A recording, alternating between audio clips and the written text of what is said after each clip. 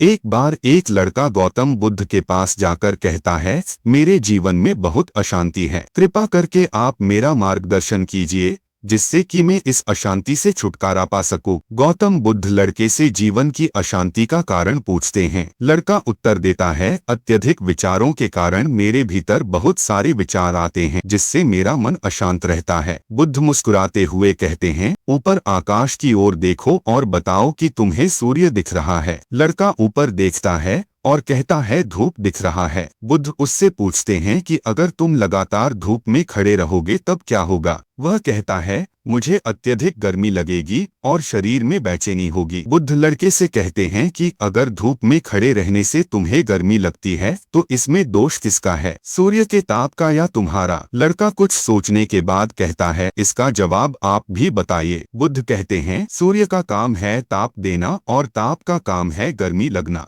ऐसे में तो दोष तुम्हारा ही है कि तुम धूप में जाकर खड़े हुए जिससे कि तुम्हें गर्मी लगी। तुम्हें अगर शीतलता चाहिए तो तुम्हें छांव में रहना होगा। ठीक इसी तरह चंचल मन का भी स्वभाव होता है, विचारों और भावनाओं को जागृत करना। विचार क्षण भर के लिए होते हैं लेकिन विचार से पैदा हुई भावनाएं देर तक टिकी रहती है।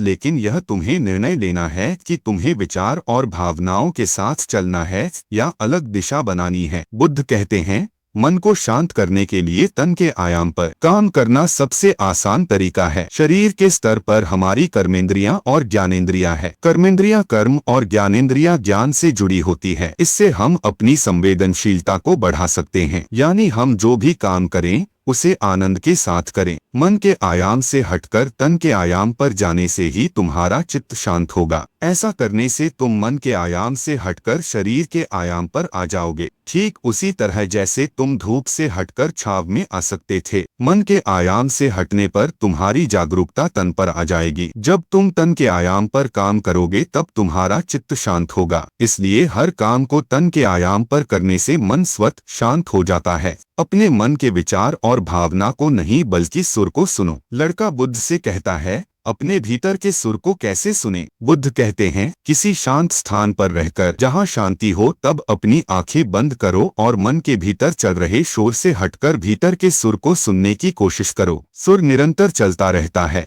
लेकिन बाहर के शोर के कारण तुम अपने मन के भीतर चल रहे सुर को नहीं सुन पाते हो। जब तुम अपने दोनों कानों को अपने हाथों से बंद कर दोगे तभी मन के सुर को सुन पाओगे। इस तरह तुम मन की अशांति से दूर हो जाओगे और तुम्हारा मन शांत हो जाएगा।